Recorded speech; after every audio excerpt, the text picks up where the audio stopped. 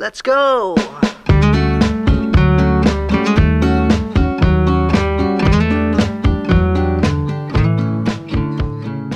Hello everyone, it is Empowering Elders and we are back for what episode number is this, President? 8. Episode 8. And we have almost 2,000 subscribers. With that, we now have sponsors, and one of our sponsors is Pet Talk. Pet Talk is a new device that you can put around your pet's neck, and whenever they bark, it tells you what they say. Okay. It's new, it's trendy, it's part of like AI. I swear they said that it works. Have you heard of I that? have not heard of that. I'd like to try that. Yeah, it goes around their necks. And it doesn't shock them or anything, and there's no like radio waves to cause cancer to the pets or anything. But what it does is it will send you messages to your phone of what your pet is actually trying to say. And you can do it for dogs, cats, pigs, chickens. There's all different sizes of the collar. So if anyone is interested in buying a Pet Talk collar, you can call 1-800-555-2210, and we will give you, Pet Talk will give you a 10% discount with the code Chief of Police. This is true. I know, we did get an email. So, Chief, I'm gonna why have don't to you check it introduce? out. Yeah, why don't you introduce yourself? My name's Brad Boulton. I'm the police chief here in Hamilton. I've been here a little over 2 years now. How's that been? It's been great. I really enjoy it. Like the people, like the community. Just somewhere I always wanted to get back to. My grandparents are from here. Okay. Great grandparents are from here. My mom was born and raised here. So whenever I got ready to leave the police department I was at, me and my wife decided we'd move here. Just all worked out. This job came open. We were able to move here, build a house, and I didn't realize that you had family. You had roots yes. here, and I think a lot of people didn't know that. So Yeah. that's good to know. And I have aunts, uncles, cousins that all live here in Hamilton now, or in Hamilton County. That's awesome. And what do you like to do on your free time? I know you don't have much free time, but Well, I've got a little ranch, and just trying to keep up with the fences and get stuff cleaned up, run some cows. So we have not a lot really of free time just to do nothing. When you have a ranch and you're the chief of a police department, there Right. is probably very little free time. It's never ending. Yeah. For sure. When did the Hamilton Police Department open back up? I believe in 2015. Yeah, I know it's I kind of believe new. that's when it was. And so you came as chief 2 years ago? February of 2021. Okay. And how do you feel? How do you feel like it's gone for you as far as what you've done for Hamilton, and just protecting the community? I feel it's gone really good. I think one of my personal accomplishments has been just interacting with the community and being more of a community-based policing. We're not just out there arresting people, writing citations. We're actually, I'm out in the community. I'm very approachable. I walk the square. I always see you out there. So I'm out in the community, and I think that people seem to like that. And I think that, I think it's important too, just like the clothes you wear.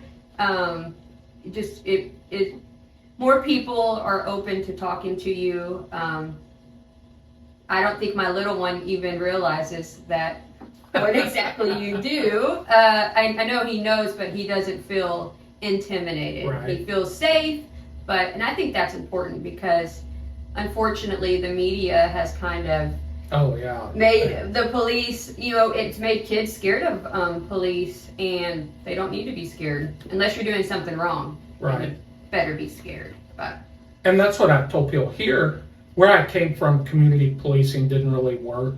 We were a town of 50, 60,000 people. So those people in the suburb of Dallas, so during the day, they would all go to work in Dallas or somewhere else and then come back home at night. Well, they weren't really interested in doing anything, like the rest of us. They're tired when they get home, they're done.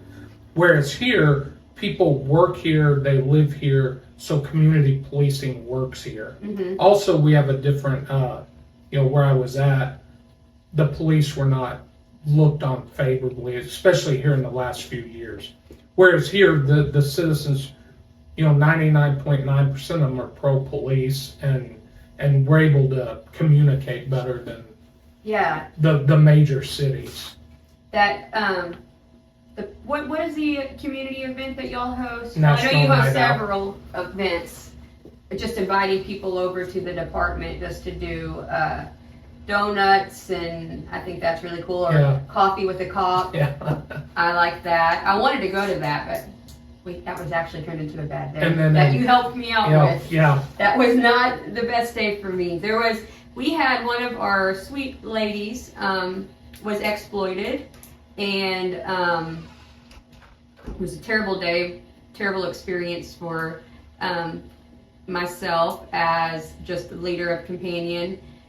But I called you personally. That's not something either that you really get to do in big city. And you took care of everything and got that person arrested. And what happens after that is out of y'all's hands. Right, but you did your job by getting that person off the streets, and then having to face the consequences with the court, right? Yeah, so it would go, the way it works is, once we make the arrest, then the case is either, depending on whether it's a misdemeanor or felony. If it's a misdemeanor, it goes to the county court.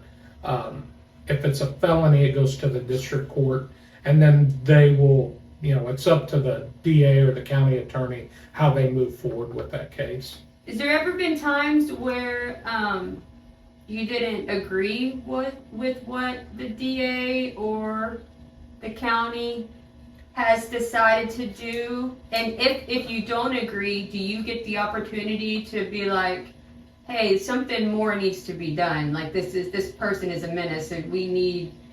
Usually, so that's what's funny here is what happens to your cases. Whereas in Dallas County, you file a case, you never know. Oh, that's crazy. Because it's just so many cases, so you don't really know what happens to your case. Whereas here, you may actually know, but it's something you learn early on in law enforcement. Our job is to hook them, the jail's job is to book them, and then the attorney's job is to prosecute them. And you just can't get worried, tied up worrying what happens. It's just the way it is. And if it's a major case or where there's concern, we can have conversations with either the county attorney and district attorney. But ultimately, at the end of the day, it's up to them how they want to prosecute it. So who gathers all the evidence, like, for that is that let's say for a federal charge, is that like the DA, or do they go off of everything that y'all provide? Typically, it's mostly, we try to give them we try to give them a full case, so they have everything. Like here, the county attorney doesn't have an investigator, so if he has more questions or wants something investigated further, he'd send it back to us to do. Whereas in like a major metropolitan area, DA may have 100 DA investigators or county attorney investigators, and they go out and do the follow-up. Wow, I didn't realize that we didn't have an investigator. Not at the county attorney. The district attorney has one investigator, but isn't that like 4 counties? Bosque, Hamilton, Comanche, 3. Yeah, well, it's still a lot of people. But but not very much higher, not a high crime rate. Right, and a lot of the stuff we give them, they have everything they need. Whereas the investigator does more follow-up, like on victim statements, and getting them their compensation if there's things to be had. And if it's something like a murder or something, y'all would call in, be like Texas Rangers? Or when do they get called in? Well, so like here, because we're a 9-10 man department, we don't have the resources to do a full crime scene. So we would call in like the Texas Rangers to assist us. We'd end up, working with them, but they have the resources to process a crime scene, like a murder scene. I mean, you have a lot of evidence you have to collect, and those, we're not talking about somebody stealing a candy bar. If they murdered somebody, you want to make sure that the prosecution is good so that they can get prosecuted. So we would call in somebody, a crime scene unit to help us. I think it's smart too, though, that y'all are aware of that, and you're not like, well, it seems maybe it's just TV, but it seems like sometimes when they call in, like the Rangers, some police departments are like offended, or we could have handled it ourselves. I think it's smart that y'all are aware that, hey, we don't Right. have the staff to be able to do this, and we want this person to get prosecuted, so we need to work Correct. with. And that's the other thing. They also have the resources if we didn't have them in custody, the suspect, and they had fled. They have a lot more. They have more resources to hunt those people down or to find them and bring them to justice. Pretty cool. Where we couldn't just take off. I mean, if 3 of us took off to go to Houston to look for somebody, Yeah. I mean, we would be leaving the city unprotected. So, Yeah. so we have to. So how many officers are, like, what are the shifts? Like, how many do you have going during the day? So right now we work 12-hour shifts, and so on 12-hour shifts you have an A side and a B side. So on each side we have 1 officer per shift. We have another officer that works, a sergeant that works like a mid shift. So he'll work 10 to 10, whereas the officers work 7A to 7P, then 7P to 7A. So then the sergeant works like a 10 to 10 shift and kind of covers both sides. Then we also have a hospital officer who they work typically like a mid shift, like 2 a.m. to 2 p.m. And they're allowed to leave the hospital. If the officer working patrol needs help or needs a backup unit, they can come do that. Is that part of your job to set that up and set these schedules up that'll work for our community? I guess the buck stops with me. Yeah, but so I would think, because that's kind of, to me it sounds pretty strategic. I mean, you have to be able to know, like the times. I would think you would need someone after 2 a.m. at the hospital, because that's sometimes when some of the more exciting emergencies come in. And it depends, like usually like Sunday through Thursday, anything, they just roll up. The sidewalks roll up here. But at the hospital, if there's an event out at Circle T or something where those type injuries could come in, then we may move that shift, to like 3 or 4 a.m. on Friday, Saturdays. But you're the one who calls that, like, well, actually, I have a lieutenant that does the scheduling, but on like 12-hour shifts, it's set. That's what they work. And they like it that way. Yes. Law enforcement went through a time when they were doing 8-hour shifts and you'd be off 2 days a week. Well, you might get, like a rookie. When I started, I was off like Wednesday, Thursdays or Tuesday, Wednesdays, which, you never get a weekend off. Yeah. And only the senior guy who's been there, 15 years finally can get weekends. So there was a push nationwide in police departments to go to a 12-hour shift, which works out to me. I always liked it a lot better because you get off. Every officer gets off every other Friday, Saturday, Sunday. Oh, good. So they always have You're a making sure weekend they off. have with their families. Yes. That's good. You said when you started. When did you start? I started in 1993. I graduated the academy in October of 1993. You don't look that old. 51. Wow. Yeah. This year, October this year will be 30 years. Wow, 30 years, and you're still going. Still going.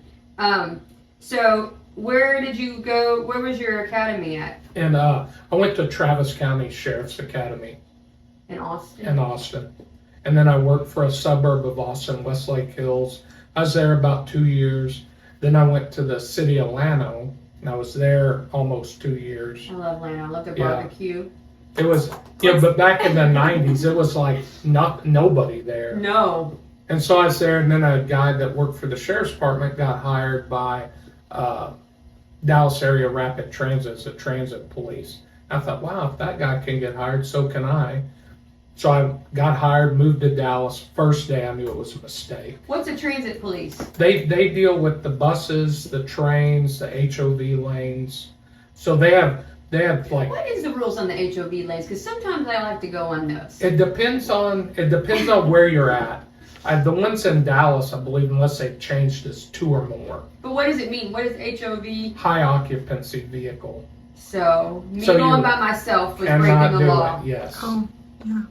I drive in those all the time. So do I, because Yeah. I thought I was just Fast lane. Yeah. Fast lane. No. Life in the fast lane. They take a dim view to that. Oh, but maybe if I had one more person with me. Yes. Depending on where you are, I think there's some in Houston you have to have 3 or more.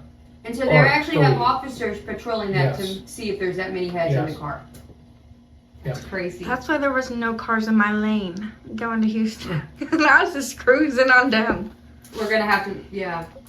I don't know. I just ignored the sign. Keep going. Oops. Okay, so your buddy got a job doing the transit policing, and then So I went there, and that first day I thought, what a mistake, because I didn't like it. It's more of an overpaid security guard because I had to work the train. So you're just checking tickets on the train, on the light rail. And so Lancaster I really wanted to go to Fort Worth, but they weren't testing. In the 90s, you would end up, you'd go to test, there'd be 2 openings, like 400 people would show up to test. So Lancaster was hiring. I didn't know anything about it. I just knew I wanted to get away from Dallas Area Rapid Transit. So I went and tested. I was number 2 on the test. And then, Awesome. and I thought, well, I'll just stay here till something better comes along. Well, 23 years later, something better came along here, and so here I am. wow. What was that one thing we were talking about before we came on? Oh, what other special trainings do you have that you received during your time? So probably the biggest training that I've gone to is I attended the FBI National Academy. It's 10 weeks in Quantico, Virginia, at the FBI Academy. Went in 2014, Wow. and that was a real. I had a good time. So it's people from in law enforcement that from all 50 states and then all over the world. So I had like 220 some odd people in my academy class. When does the FBI get involved? When it's a federal offense. Okay. Or Bureau of Investigations makes sense. Yeah, or when, if there's, like you're doing from state to state, multi-state that they can get involved in. Dude, I watched that one show like on Netflix called Mindhunter? Yes, it was so Yes. good. And weren't those, he Yes. was FBI and he was trying to understand the mind of a serial killer. Yes. And it's a really good show if anyone wants to watch it. It only did like 1 season, but it did all these famous Yes. serial killers Yes. from back in like It's when the 60s. behavioral science unit Yes. first started. Yep. And did y'all go over that at all in? Not the Mindhunter part. I was in a class that was similar to that was about homicides, and some of them were serial killers and other just killers. It was a homicide investigation class. And what are the first thing, like what are some of the things you're supposed to do or think whenever you're dealing with a homicide case? First thing you have to do is set up a crime scene.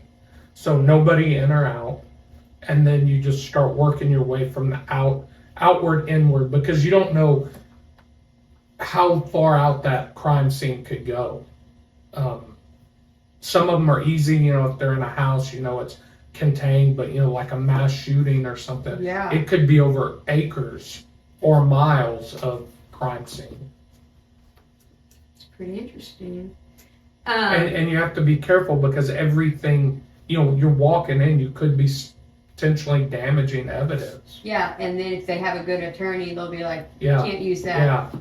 Like in the... Or it's contaminated. In that, he just got put in prison. They all have red hair. Kind of reminded me of a small town, but it wasn't in Texas. Virginia. Was it in Virginia? Or he ended up killing his son and his wife, and then they had the boating accident before that. It's the Murdo, Yeah. I think. Yeah, I don't know anything about that.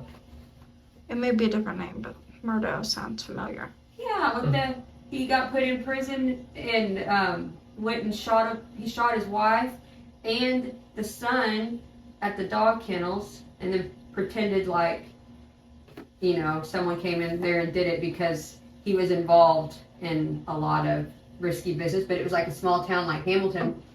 And this is, pretty recent, but the police were the crime scene was huge, because there was 2 people that were shot. Right. A kid, and one was inside of a kennel, and they're out in the middle of thousands of acres that they own. And then there was another lady that, I think she was shot with a shotgun or something, and she was out there. But it was a new, they only probably had 9 or 10 police department or law enforcement, and so whenever they went to court, they were really trying to say that they contaminated the evidence. Yeah. When you go to court, you want the best defense you can get, I guess, and sometimes they're gonna scrutinize everything you've done. Do you feel, because they got, with that family, they got away with a lot because of their last name and who they are in that town. Right. And just the history and the money. With small towns, that can happen.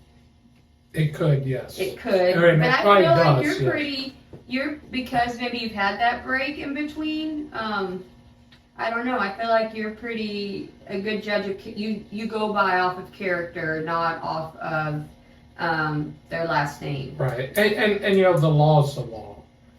As long as you enforce the law equally across the board, there shouldn't be any problems. Just be fair. Because you can't, at night I have to be able to go to sleep knowing that I enforced everything equally across the board. I can't, because I know I can't let something slide that I wouldn't let slide for somebody else. Exactly. It just has to be fair. The law's the law. Yeah, I like that. And it's not always like that. No. And even in bigger cities, I'm sure same thing, certain people with certain status, but you can't do that. That once you start, it's just like a snowball that you can't ever stop. No, and I think that's what was happening with them, and the people that were in charge have been there for a very long time, and they did it one time and it just kept turning into more and more and more of a mess, and then it all came out. I can't think of their name. I think it was Murdahl. Yeah. It was? I don't know. But Murdahl, yeah. Murdo. It's crazy stuff, a lot of craziness. But he's in jail now. So, and he had a bunch of crazy names for his kids, like Honeypot, or it was so so Southern.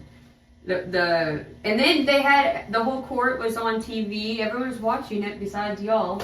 Yeah. So guess you're too busy protecting protecting Hamilton. No TVs at work. No TVs at work. Well, okay. Another thing that I really am. You are running for sheriff. I am. And I'm meeting with all of the people that are all of the candidates. But one thing that I thought was really interesting for companion and just for empowering elders is that you have a lot of training on law enforcement related to dealing with the elderly, and some tips, because we were talking earlier, there is times that a person with Alzheimer's or dementia might become combative, and it's not because they would normally have that behavior, but at that time they're very angry because what they believe is going on in their mind is actually going on, and there is nothing you can tell them to tell. I mean, the worst thing you could do is to say, no, that's not happening. Right. In my experience, it's, play along, try to get them calmed down, and try to redirect. And of course, if you see that someone's combative, don't get up in their face. That's what we tell our caregivers. If you see someone is upset, first we want to make sure they're safe. If they're not in a where they're going to get themselves hurt, then just let them be, walk away, keep an eye on them from a distance. And there has been times where, and with one client in particular, just very non-compliant and, with safety. So we would have to call, there has been a time where they had to call the police because we were scared that they were at risk of hurting themselves. Right. And we couldn't control it.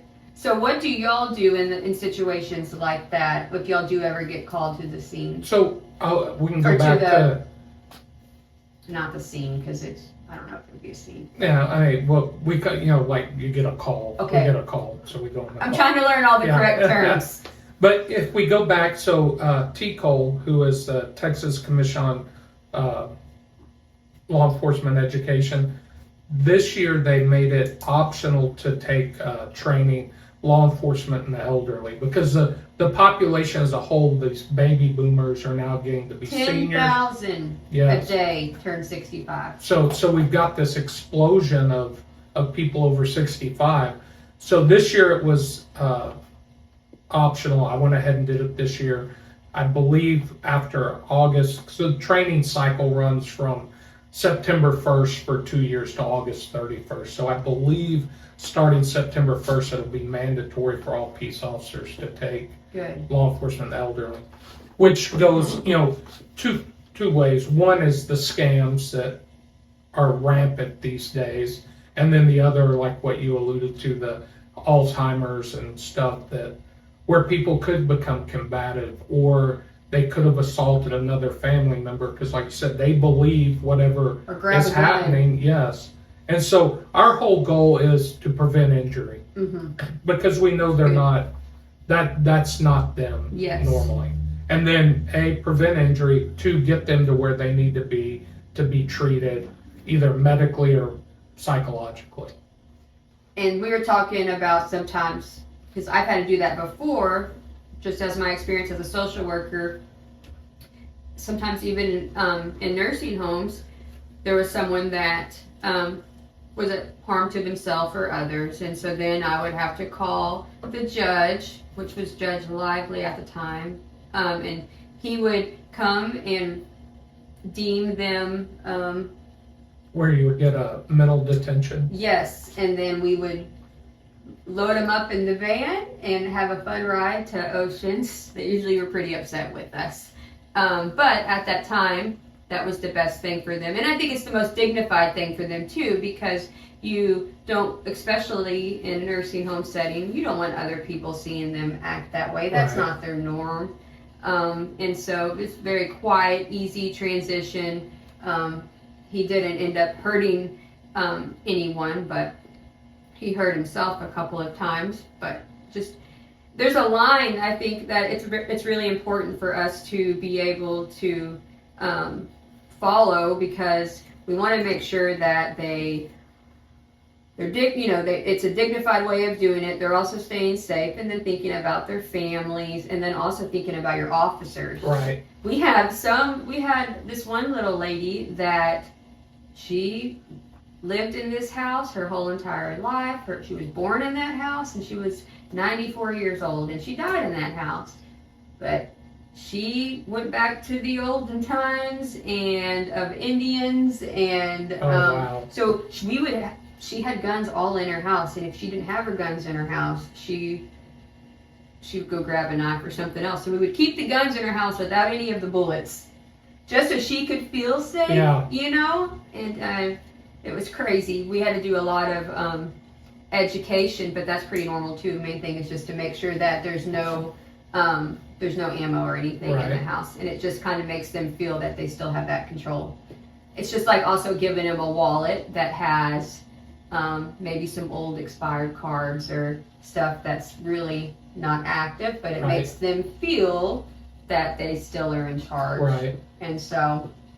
And the whole main goal is that nobody gets hurt. Exactly. That, you know, if we can go home at the end of the day, nobody's hurt, we've done a good day. Do you have a lot of those calls? Not so many like that. I mean, mental health in general is a huge deal, and we have quite a few of those. Not necessarily with the elderly as much as just mental health in general.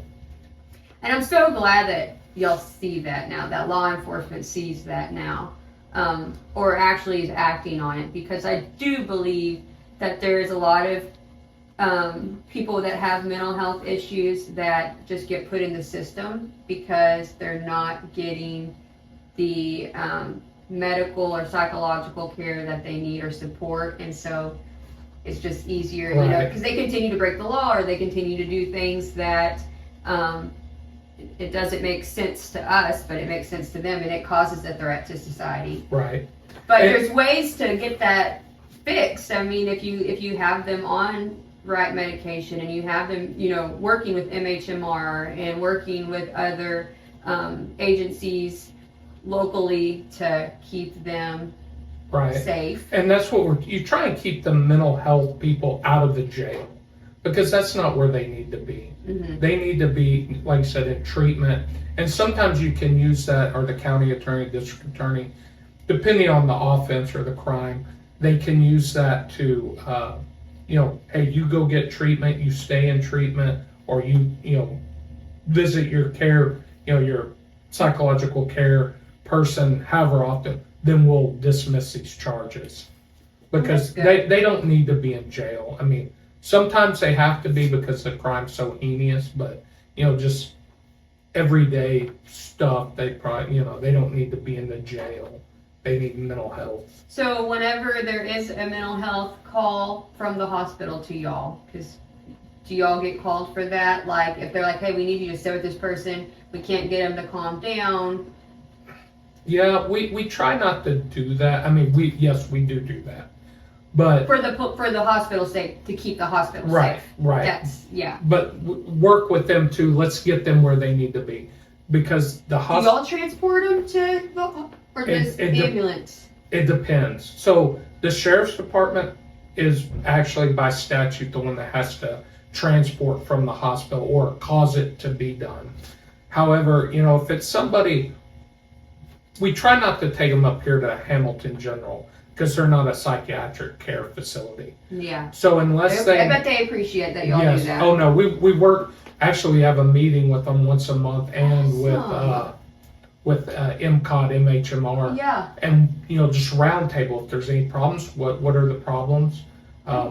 I would love to be able to go to that and just hear. I need to talk to. Is Mary still the one that's with MHMR? Pruitt? Yes. Yep. She's there, and so we just roundtable and.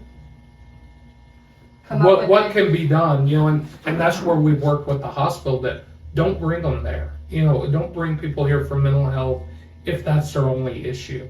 You know, now if they're injured and they need medical right away, then of course we're gonna have to go there and then somewhere else. But the other cool thing is has that been started since you came in place? I've been going to it since I've been here.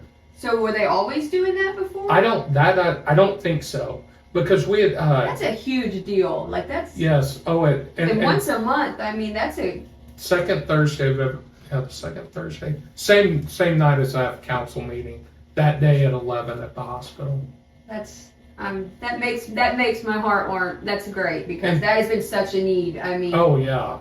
And Well, it just, because there everyone to was come a together. disconnect Yes. between us and MHMR and MCOT, and why do you do this? Yeah. Information, is And a what's lot of y'all's time. roles in all of it, Yes. and how y'all can help each other and help ultimately, like you say, keep everyone safe, and then help that person because that person is ill.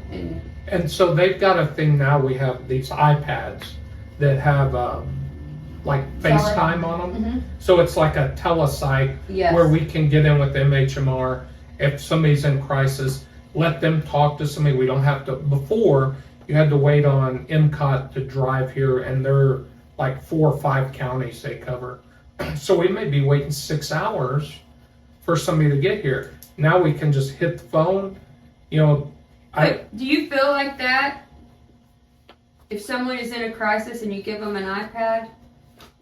Do you feel, I know there's really nothing else that y'all could do. There's 2 different things. One, if they're in so far crisis that they're a danger to themselves or others, then we don't need that. We can just take them straight to a psychiatric hospital. This comes in handy when they're borderline or they just need to talk to somebody. Maybe making some threats, some suicidal. Well, if they're doing that, then they're probably But if they don't have, because I remember the rules before, and this has been changed, is that if you don't have a weapon, you don't have a place, you're just kind of having these thoughts that you wish you were dead, then that would be good. And we've used it for that. Talked to them, got everything lined out. Hey, why don't you come? Set up an appointment for them. And therapy works that way. I did my therapy. I tried it all in my therapy through COVID. Therapy's good, y'all. Everyone should get it. I think it's good just for your own mental health. Just talk to someone and figure out what makes you tick and why you do the things you do. But I had to do that virtually.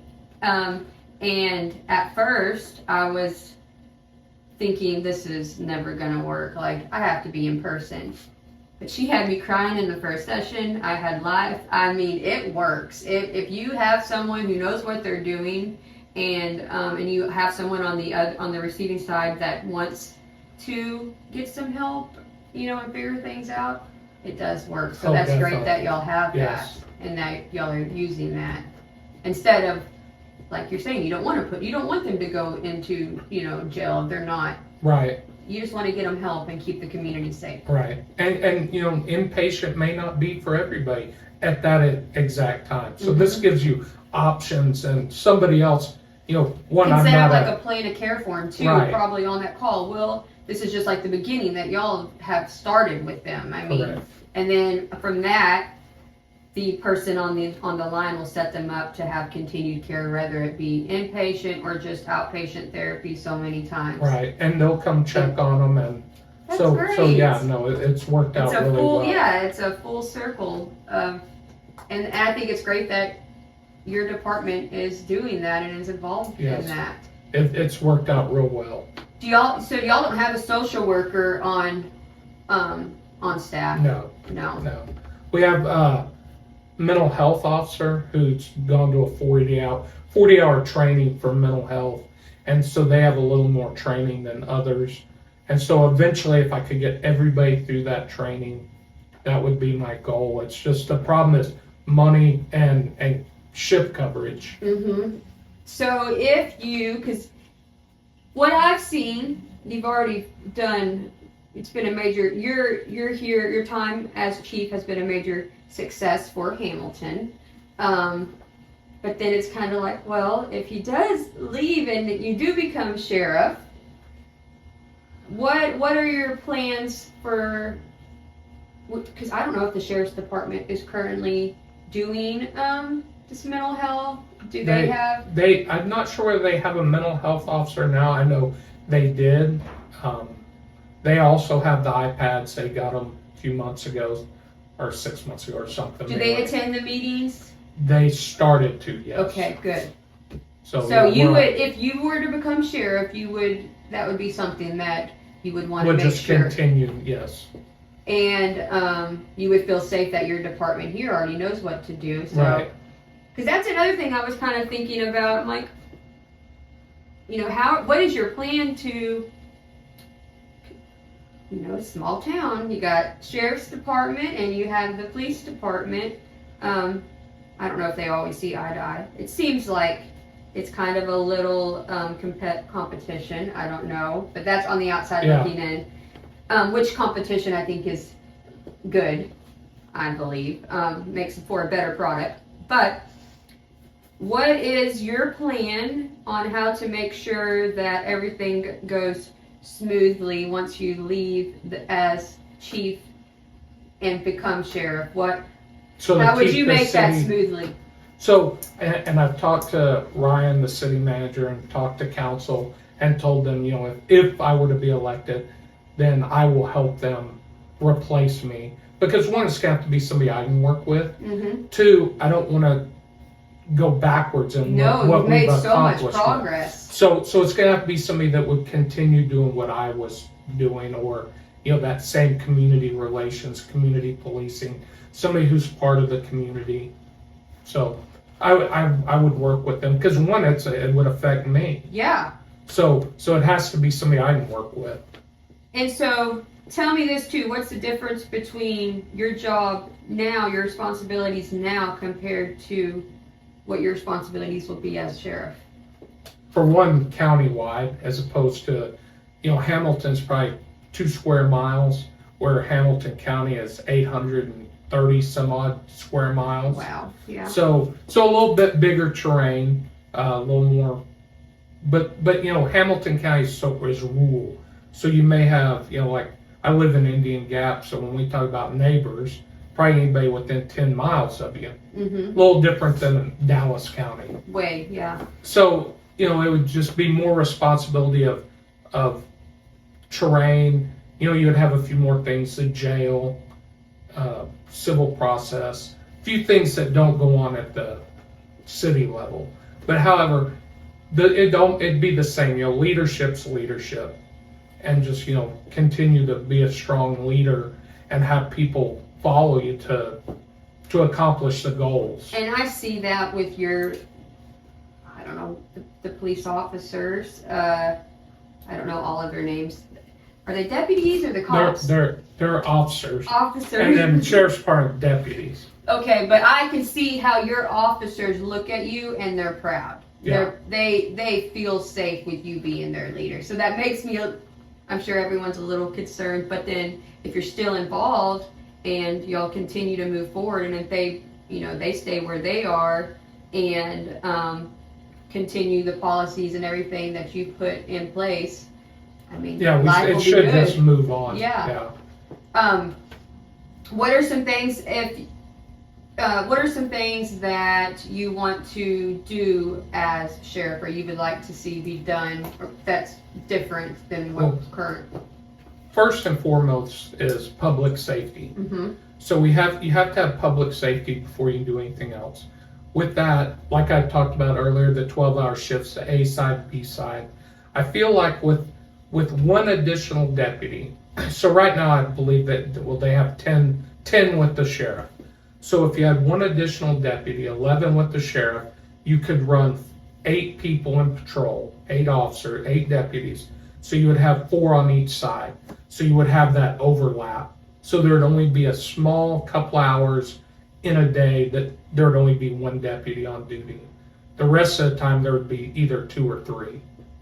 And it would probably, you would have all the experience, 30 years of experience that you have, what the right times are, what the right days are for that So like here for Hamilton County, if you had like from 3 a.m. to 6 a.m., 1 deputy, not a lot going on. And then in the morning, you would have maybe from 6 a.m. to 8 a.m. during the week, because then I would come in, chief deputy, and then the jail administrator, whatever rank you want to call them.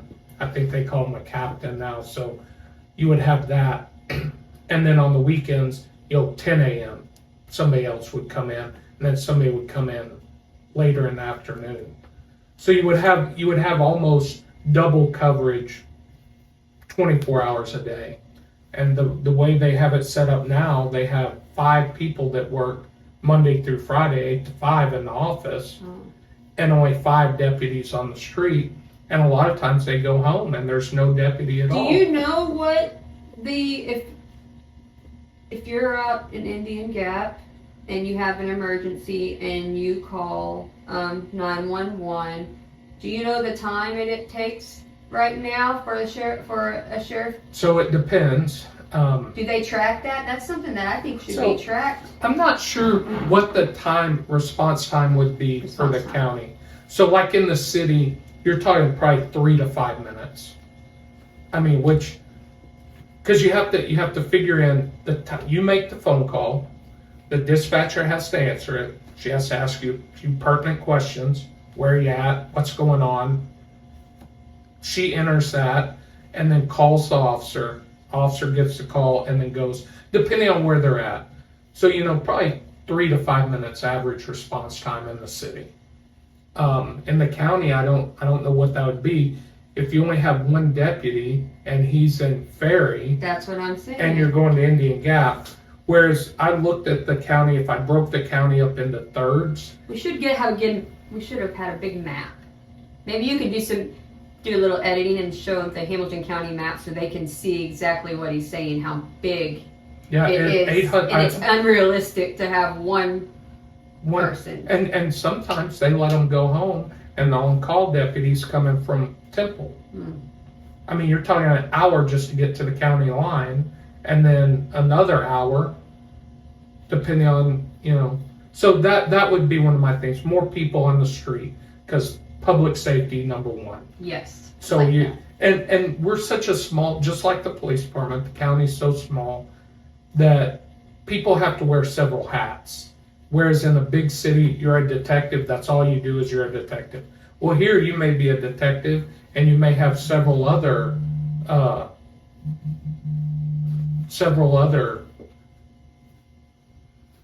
hats you have to wear or other responsibilities. Yeah.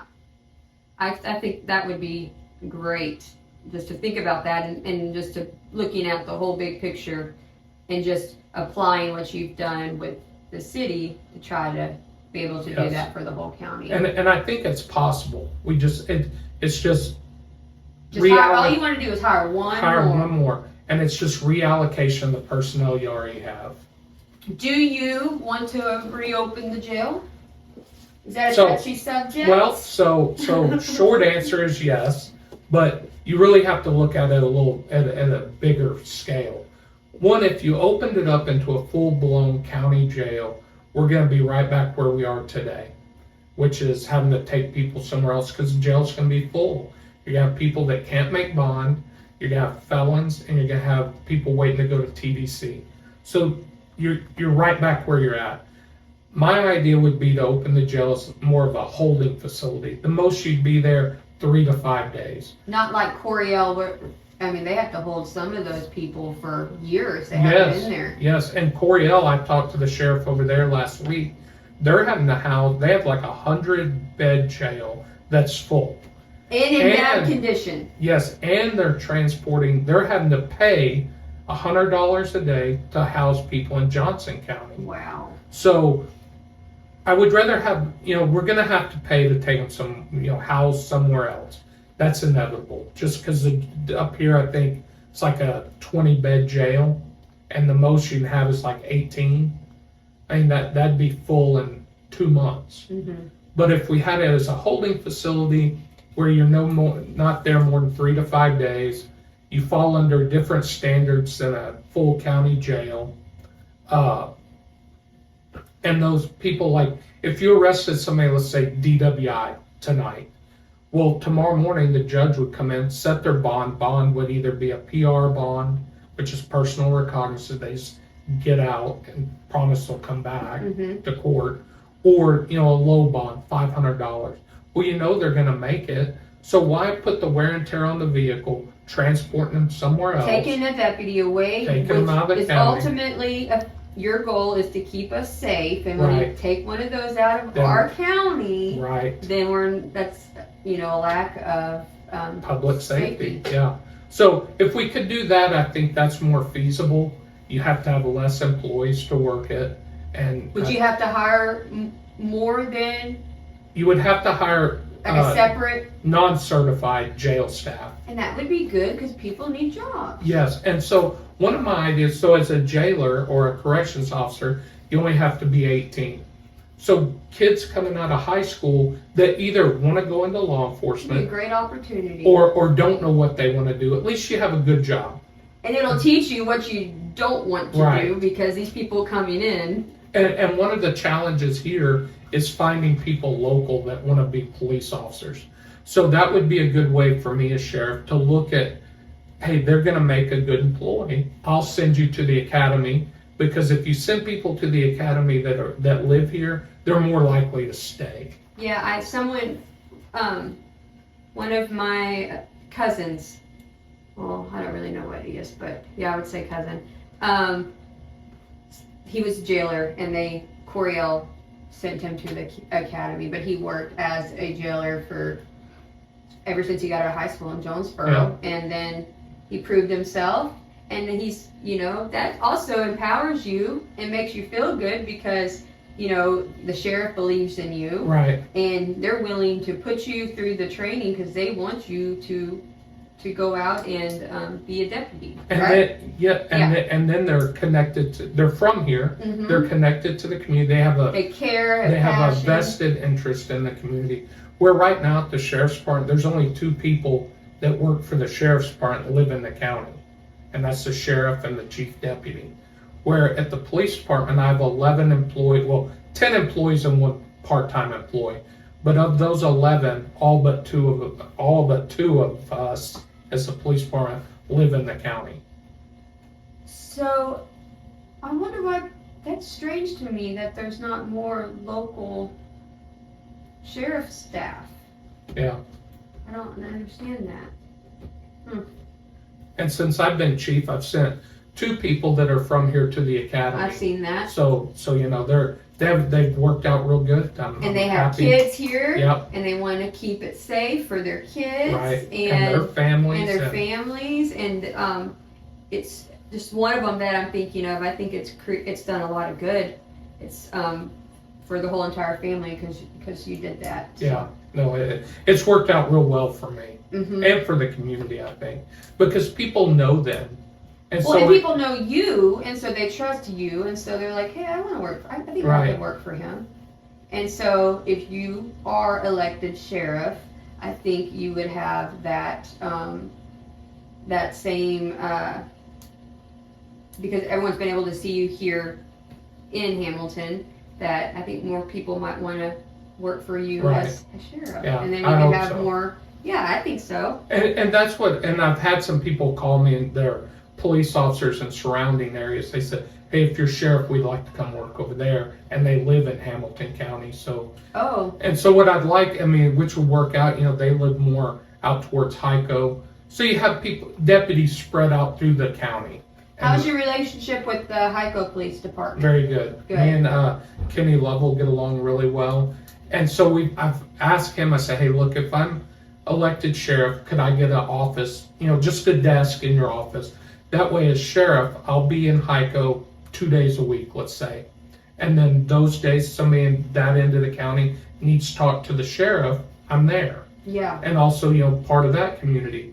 Also, the deputy that works that end of the county would have a desk, to go in, do paperwork or meet with people. That way, the citizens don't have to drive all the way to Hamilton to talk to a deputy or talk to the sheriff. And they would have somebody more vested in their area, the county. Yeah, because I kind of feel like Hyco, unfortunately, kind of gets the shaft on some things. And I'd like to, I know I can't bring Hamilton and Hyco together as a whole, but as in law enforcement, Yeah, we we can. could. And so I've also talked to Kenny about if I'm elected sheriff, we all put in, like, Sheriff's Department puts in a guy, Hamilton PD a guy, and Hyco PD a guy, or an officer, and then we have a task force, whatever it may be, drugs, traffic infractions, burglaries. You have 3 people that don't take away from the public safety of patrolling the street, and then there's stuff for them to do where you have 3 people and it only costs each of us 1 person. Yeah. And then do the same thing with training. like this time I'll hire the trainer to come in and we all send our people. Next time Hamilton PD, you hire the guy and we'll all send our people, and then HICO. So then you get 3 trainings for the price of 1. What does how does Kenny feel about having the jail turned into a holding facility? I think he's in agreement with it. Part of the problem is right now we can't make arrests on Class C citations, which are tickets. Because of COVID or Just that the jail doesn't take Class Cs. oh Well, if we had a holding facility or a jail here, we could do that. But like where we take them to Lampasas or Bosque, they don't accept Class Cs. So with that, the city has like $450,000 in unpaid traffic tickets. But there's nothing we can do. We can't arrest them on those warrants because the jail won't take them. And I don't know what the county has. I'm sure close to the same amount. So do they go on probation or Nothing. what? It's just a warrant, a Class C warrant. There's nothing can be done other They don't than have to pay? maybe eventually to get their driver's license renewed. But it's like we stop somebody and they have those warrants, we can't arrest them. That's crazy. Yeah. I did not realize But if we that. had a holding facility jail here, we'd be able to do that. And even if we got half And of then you that would get money, the money. Yeah, you get the money that's Yeah. out. That would probably pay for that extra deputy, Right. if not plus more. right. What? Right? I Yeah. mean, would Oh, it go yeah. back into that? Well, I don't know how that part does there, but eventually, yes. I mean, we're not a money-making operation, but those things, those are stuff, money we don't have. Yeah. A portion of that would go back to the general fund to, Yeah, that would be to good. fund things. Yeah, 'cause that's not fair. I have to pay No. my tickets Yeah, just because that's yeah, what you're supposed to do. I didn't know that you could do that, and plus, I wouldn't want that on my. yeah, I guess my moral compass is right. different than others. Do they do community service and stuff anymore? That I don't know. That's through the court, Okay. which I don't really have any. I know that they have, since I've been here, done some community service. The problem with community service is somebody has to monitor them. I mean, because if I tell you, hey, go pick up trash, well, you walk down 2 blocks and sit down, and 8 hours later you come back. You have to have somebody monitoring, and so that's a strain on. So that's, but that's more on That's the court probation. side. That's after y'all have hooked them and booked them. Right. And Then, yes. so okay. This is all. I'm just kind of going over the whole process. I kind of forgot what we were talking about.